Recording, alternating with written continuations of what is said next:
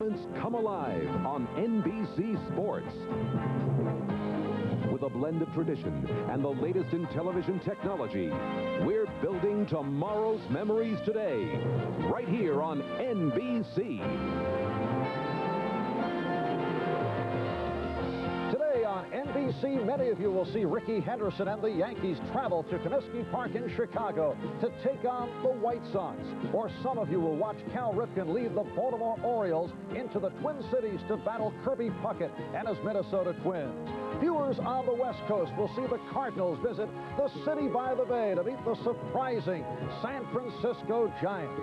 But first, NBC Sports presents Major League Baseball, an inside look, brought to you by the new Valvoline 4Guard, the motor oil for today's harder-working four-cylinder engines, and by Armor All. It's the finishing touch every time you wash your car.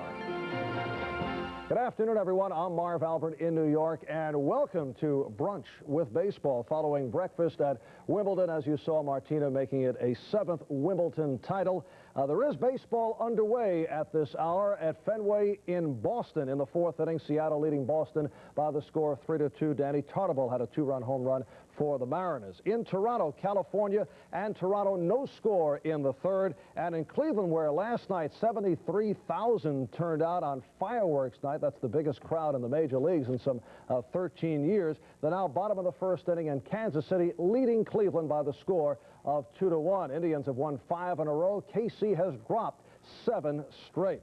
Now, looking back at the past week, it was a week that answered the question, can the kickboxing manager handle the free-swinging pitcher? The answer, no. The news of the past week featuring Cleveland manager Pat Corrales attempting the kick. Oakland pitcher Dave Stewart countered with a punch. Stewart obviously with no respect for Corrales, who does possess a brown belt. Said, pitching inside is a part of the game.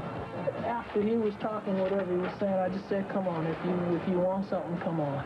He kicked you first, didn't he? Hey, he tried to kick me, sissy. When you can't whip somebody, you try the next best thing. Kick. He's a woman.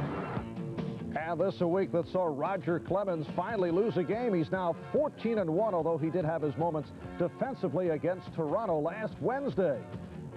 But George Bell had his moments, smashing this Clemens pitch high and far as Toronto prevented Clemens from going 15-0.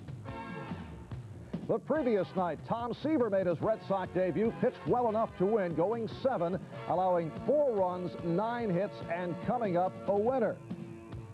And yesterday, another 300-game man, Steve Carlton, joined the Giants, actually ended his 10-year self-imposed silence, finally speaking with the media. You can't make a move like this and not talk to the media. That'd be, I don't know about the future. We'll see what that holds, but no, this is fine, no problems. Gee, thanks, Steve. We'll be back with two fellows who have been talking. Mike Easler of the Yankees, Ken Herbeck of the home run happy Minnesota Twins, right after these words. The 500 mark. They have been on a home run tear this season, certainly helped by the friendly Homer Dome. They lead the major leagues with 117 homers, a pace that would net them 240 for the season. That would tie the major league record set by the New York Yankees of 1961. The Yankees of Mantle and Maris connecting for 240 in 61. The man who leads the Twins' home run barrage is first baseman Ken Herbeck, who does it both offensively and defensively. In fact, hit it across the spring training.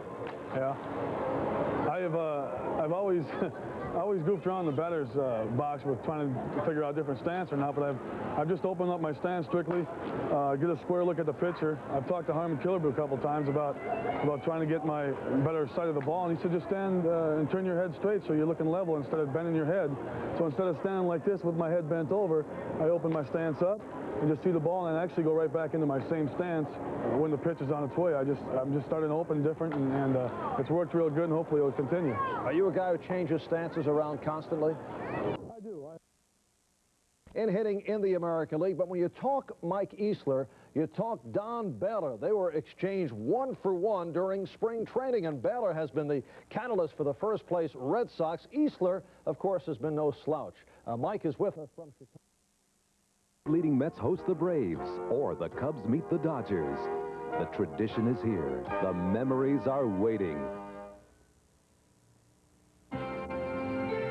Say, of Vin Scully has such a marvelous style and is a dandy of a broadcaster, you can't try and emulate Vin Scully. You have to speak just as yourself, whether it be Sandy Koufax on the mound, whose name will always remind you of strikeout, or Tommy John, the venerable veteran now with the Yankees or some other ball club over in the American League. But as the philosopher once said, if it's a statistic, perhaps there's enlightenment, but who knows? Fortunately, Vin Scully is in Chicago to telecast the Yankee-White Sox game, while John Miller is with the Orioles in Minneapolis to ward off any possible confusion. And now we're set for our monthly look back at the wild and wacky in baseball, as compiled, as always, by our crack staff, what we call the Albert Achievement Awards. And we open up with embarrassing moments. Here's a rarity, the successful execution of the hidden ball trick. First baseman Dave Bergman of Detroit catching Alan Wiggins of the Orioles, who wandered off. Bergman with a fake throw to get Wiggins, a playground play that worked. Then there was Jamie Quirk of the Royals, forced home. Watch the nonchalant trot. And back to his feet without skipping a beat. Worst ball strike judgment, Mike Easler. I guess he was fooled. Now here's Dave Kingman of the Oakland A's with a swing and a miss. Kingman heads back to the dugout, but wait a moment, come on back. It was only 2 strikes. Way to concentrate, Dave. Then Kingman returns and now does strike out. At Yankee Stadium, watch the man reaching out. Loses the ball and his pants. June, a month of elusive baseball. John Shelby of the Orioles with the line drive. Dave Collins of the Tigers off the ricochet makes the catch. Here's an odd play. Darryl Strawberry shot off the pitcher, Dennis Eckersley, and it's caught by Davey Lopes. That's an out. Another bizarre play. Julio Cruz of the White Sox goes off the foot of the umpire, Al Clark, bouncing to Steve Lombardozzi of the Twins, steps on second, back to first.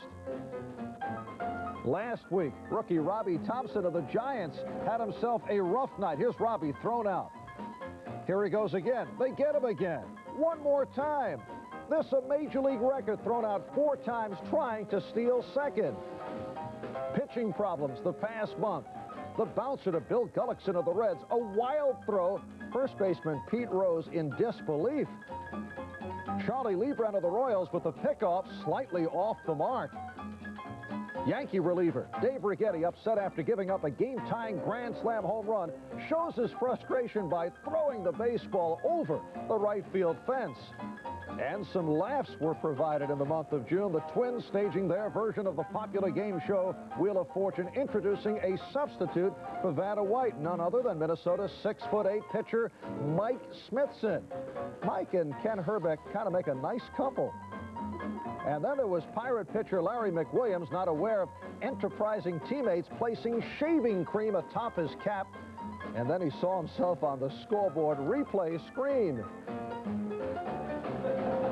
So there you have it, the wild and the wacky of the past month. And we are set for baseball. Many of you will see the Yanks and the White Sox. Some of you will see the Orioles and the Twins, or the Giants and the Cardinals. I'm Marv Albert in New York. Let's go to the ballpark.